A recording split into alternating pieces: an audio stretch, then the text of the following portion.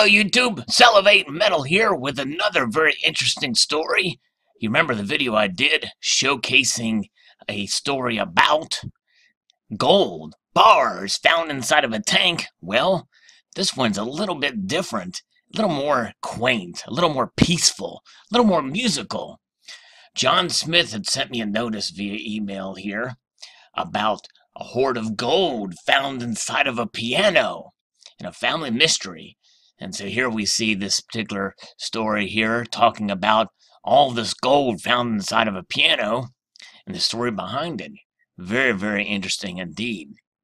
So I'm going to take a look at this real quick and kind of read through this because I think it's quite interesting and fascinating how much gold has made its way through the news as of late.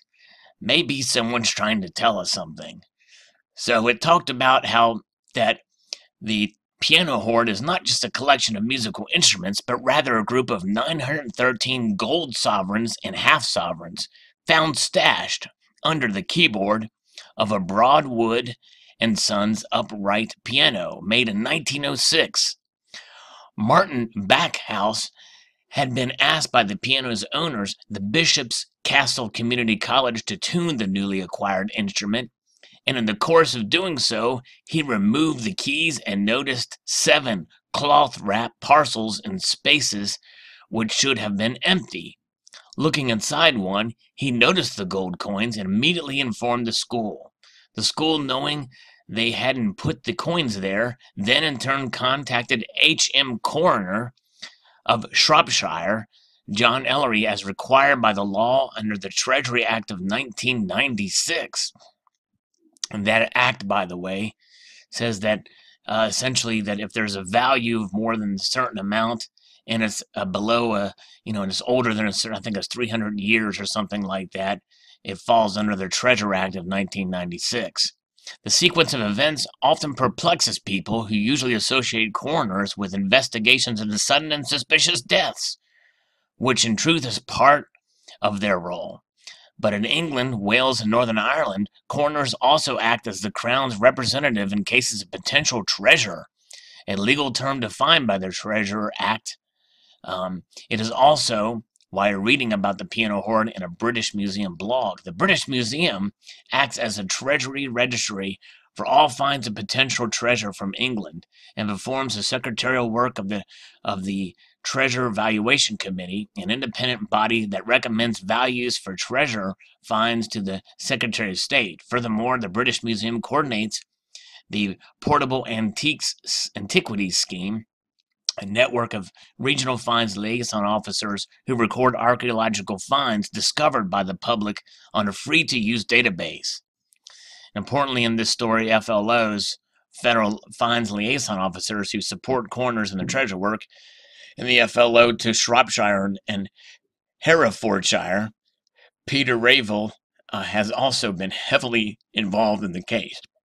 Peter looked at the receipts of the parcels from the school and carefully opened them all, looking for clues about their owner, meticulously cataloging the coins.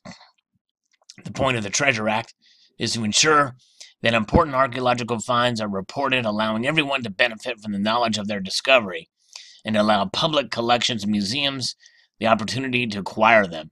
If a coroner agrees that a find meets the criteria for treasure, then it belongs to the Crown, and who may place it in an appropriate museum, with the finder and the landowner being rewarded financially. Well, okay, at least they get something.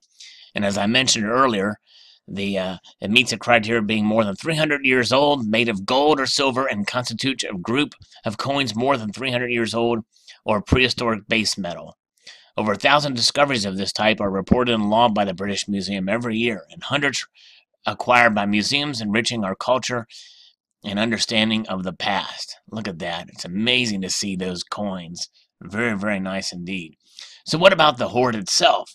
Well, the coins within it date to 1915, so are much less than 300 years old. However, the Treasury Act stipulates that items of any age made substantially of gold or silver, whose original owners or heirs are unknown, and of which are deemed to have been deliberately hidden with the intention of recovery, are also treasure.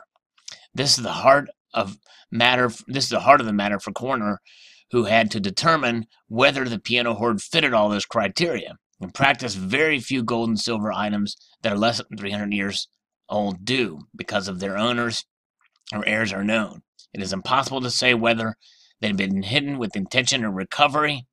Most treasure finds are thought to be chance losses. Look at that. Here's one of the pieces here, and you can see it about 2 centimeters in diameter. This particular piece is very nice. It's got Queen Victoria on the obverse, and what we know is St. George slaying the dragon on the reverse of the piece. Very, very nice.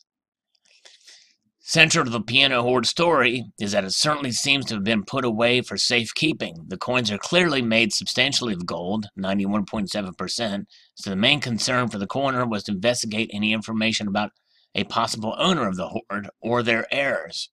Peter Rayville investigated leads to the archives of the piano maker, the Essex Record Office, and even Shredded Wheat Company, whose package was found wrapped around one parcel of coins. Wow.